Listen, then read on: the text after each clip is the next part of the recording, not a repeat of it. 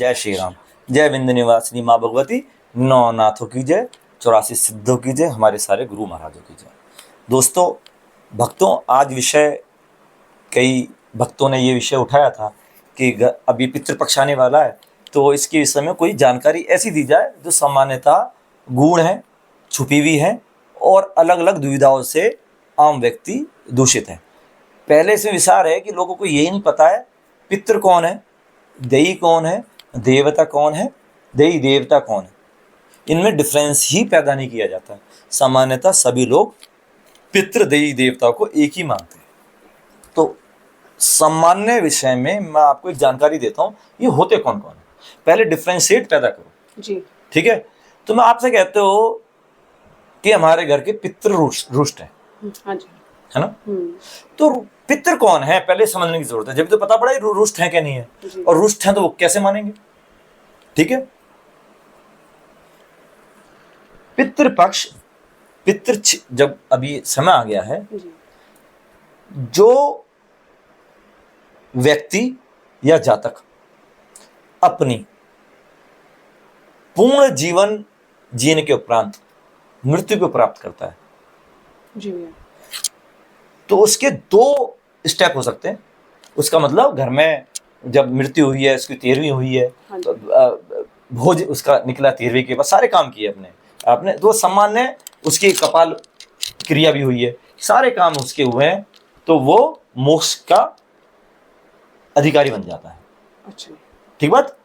तो जैसे हमारे पिताजी पूर्ण आयु के साथ बीमार थे, लेकिन पूर्ण आयु के साथ गए, उनकी रीति रिवाज से हमने अंत्येष्टि करी, 13वीं करी, बरसी करी, और उन पितरों, जब पितृपक्ष में एक दिन भी निश्चित हो जाता है कि उस दिन वो मरे थे, हम उनके थली निकालते हैं, ठीक बात है। वो कौन है? वो है पितृ। अच्छा, जो अपनी पूर्ण आयु संतुष्ट होके गए, अच्छा, वो है पितृ। लेकिन उसमें दो कारक हैं, दो हैं। तो जाना आपने यहां से कहा है पितृलोक। ये कहाँ रहते हैं पितृ? पितृलोक में। हाँ, अच्छा। अरे तुमने सुना होगा भैया पितृलोक, नहीं सुना आपने? पितृलोक नहीं सुना? तो अब जो संसार की सत्ता कौन संभालेगा अब पितृपक्ष में? पितृ संभालेंगे संसार को। अब तो विष्णु महाराज राष्ट्र पे गए हुए, तो वो कौन से लोक में रहते हैं? पितृलोक में। अच्छा। और साल में बस ये 10 दिन के लिए आते हैं। तो तुम्हारे पितर कैसे नाराज हो गए तुमसे, मुझे बता दो, जो यहाँ पे है ही ना।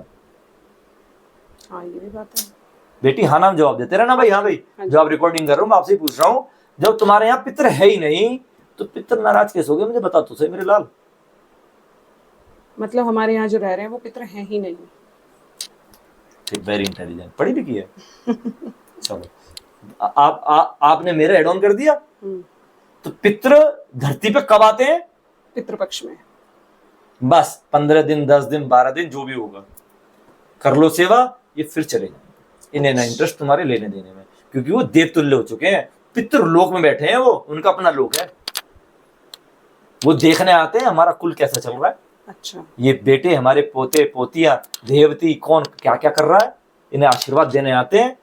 और आप उन्हें बुलाते हो तो भोग भी ले जाते हैं। बोला चल अच्छी बात है भाई, तूने बुलाया। अगर आप कुछ भी ना करो फिर भी आएंगे देखने। अच्छा, क्योंकि इसे लोग को चलाना 15 दिन की जिम्मेदारी विष्णु जी ने किसे दे रखी है? इन्हें दे रखी है, तो चलाएंगे ही उस संसार को जी। तो पितृ कौन हुए? जो पितृलोक में रहते हैं वो है पितृ। ठीक बात है, कोई डाउट तो नहीं है? नहीं, कोई। अब यहां से एक जातक, सपोज मेरे पिताजी थे, मृत्यु हो चुकी उनकी, तो इसलिए मैं एग्जांपल दे सकता हूं। उनकी मृत्यु हुई, सामान्य व्यक्ति थे, तो उनके कुछ अच्छे पुण्य थे, कुछ बुरे पुण्य काम थे, है ना।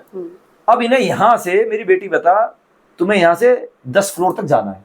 हाँ जी। ये 7 फ्लोर स्टोरी है, मुझे टॉप पे जाना है, छत पे जाना है। और मेरे पे सपोज मेरे पर एक बैटरी है जो मुझे वहां तक लेके जाएगी जी। और मेरे में बैटरी में इतनी कैपेसिटी नहीं है कि 7 फ्लोर तक जा सके, 4th फ्लोर पर जाकर रुक जाती है जी।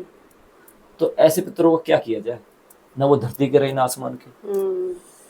मेरी बात समझ में आ रही है भाई अनुज जी? उन्हें कहाँ जाना है यहाँ से? पितृलोक। क्योंकि वो पितर है, पहुंच पा नहीं रहे, बीच में स्टक है। तो आप और हम क्या करते हैं? हम उनकी सेवा करते हैं। हम्म, किन की करते हैं? हम्म, पितरों की। हम्म, किन से करवाते हैं? इनसे, देवता से, हम्म, है ना? दान, पुण्य, माला, जाप, जिससे कि हमारे ये हमारे जो पितर हैं इनको इतनी ऊर्जा मिल जाए कि ये वहां तक चले जाए। अच्छा अच्छा। मेरी बात समझ में आ रही है दोस्तों? हम्म, तो ऐसे केस में वो बीच में स्टक है वो, अच्छा। और दुखी है। हम्म, पितृदोष कैसा है मैं बता रहा हूँ। अच्छा। अब ये बीच में है हम्म, और तुम्हें देख रहे हैं, तुम खा पी मोल ले रहे हो। हम्म, अब वो ना धरती के रहे ना आसमान के रहे, हम्म। तो वो आके तुम्हें प्रसन्न होंगे, तुम्हें गाली बकेंगे या तुम पे कृपा करेंगे? गाली बकेंगे वो तो, क्योंकि वो खुद परेशान है। वो परेशान है, वो इसलिए परेशान है, तुम्हारे खाने पीने में उन्हें कोई इंटरेस्ट नहीं है, परफ्यूम लगाने से, मौज मस्ती से।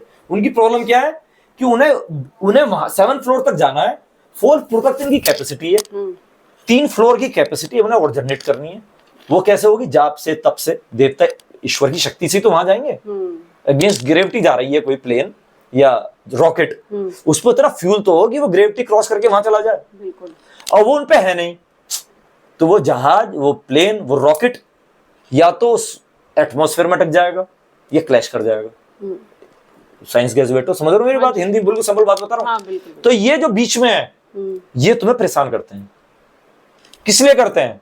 जिससे उनकी मुक्ति हो, वो पहुंचे ऊपर। मेरी बात समझ, लॉजिक बहुत साफ है। उन्हें कोई इंटरेस्ट नहीं है कि जी मुझे परेशान कर रहे हैं मेरे यूं कोई इंटरेस्ट नहीं है उन्हें। उन्हें इतना इंटरेस्ट है कि आप मेरे नाम का दान पुण्य कर दो, मेरे नाम की माला कर दे, मेरे नाम का कुछ कर दे, जिससे कि मेरे में इतनी पावर आ जाए कि मैं वहां तक चला